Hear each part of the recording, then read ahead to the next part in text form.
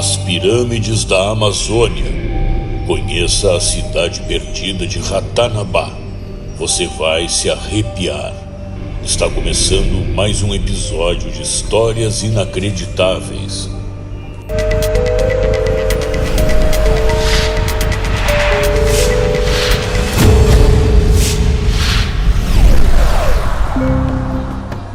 A Amazônia sempre foi muito visada por suas belezas. Lá existem muitas incógnitas que mexem com a nossa imaginação. O mais recente fato é a descoberta da cidade perdida. Vestígios de antigas passagens e praças nessa floresta do Brasil podem auxiliar a desvendar sinais de uma selva intocada antes da chegada dos descobridores. E muitos conhecem como a região de Apiacás. Eles conseguiram detectar através do escaneamento a laser e muitos sobrevoaram o local e registraram através de vídeos e muitos acreditam ser a cidade perdida de Ratanabá. Eles acreditam que esta descoberta seria só o começo, porque tem muito mais a ser desvendado. Os arqueólogos encontraram restos de uma rede de comunidades urbanas que aparentemente abrigava uma população de muitos milhares ou até milhões de pessoas. O relatório dessas descobertas saiu na revista Science, publicada pela AAAS, a Sociedade Científica. Os pesquisadores dizem que as pessoas que moravam lá mudaram drasticamente sua paisagem local, na região do Alto Xingu, no sul da Amazônia, do Brasil Central.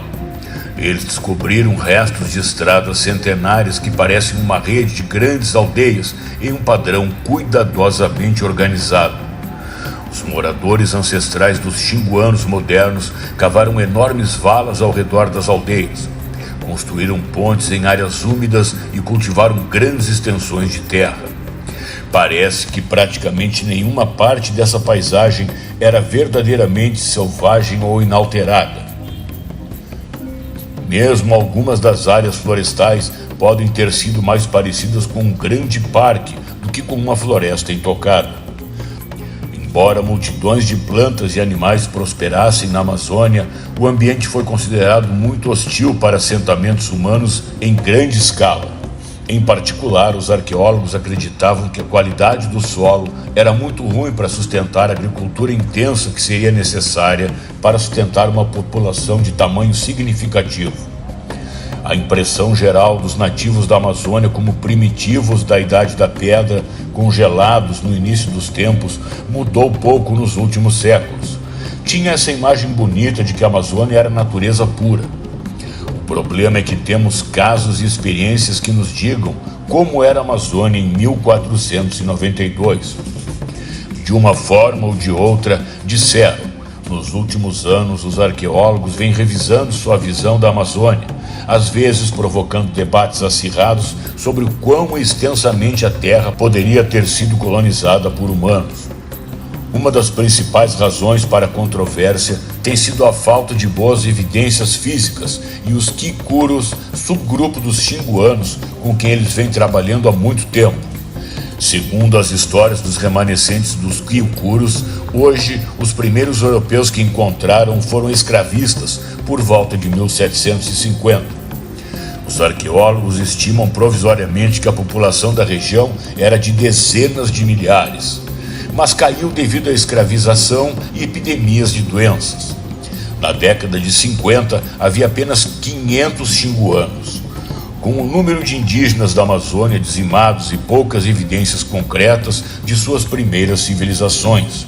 Os pesquisadores que visitam a Amazônia geralmente concluem que seu povo sempre foi de tribos pequenas e primitivas, que deixaram poucas marcas em seu ambiente.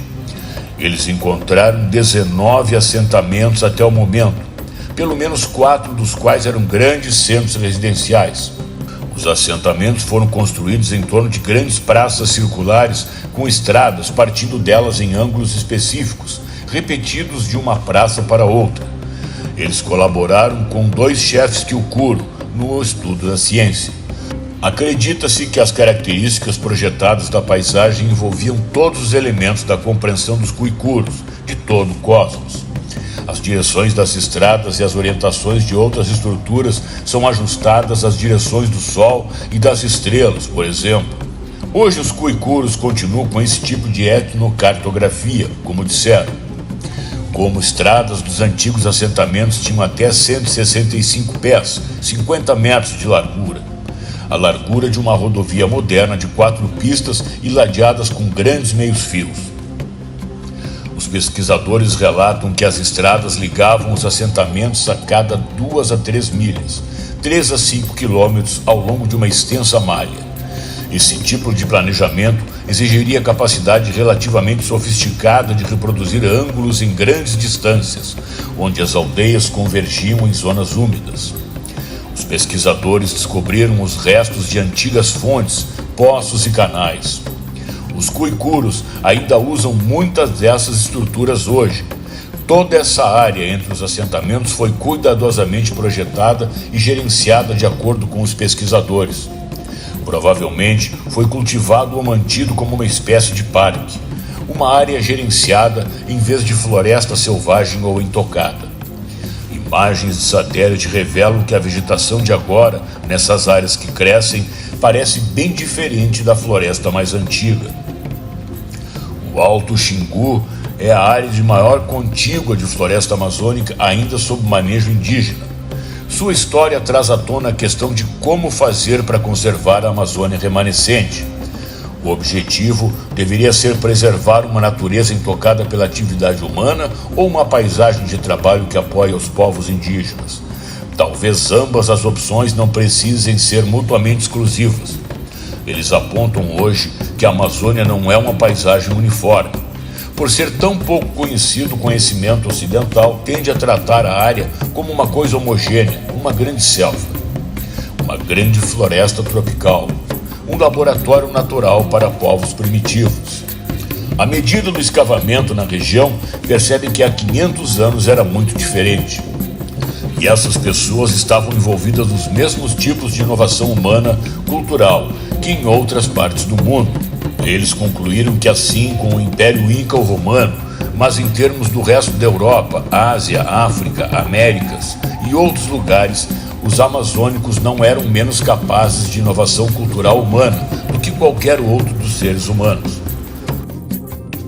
E você, o que achou dessa descoberta na Amazônia brasileira que pode mudar a história e o seu rumo?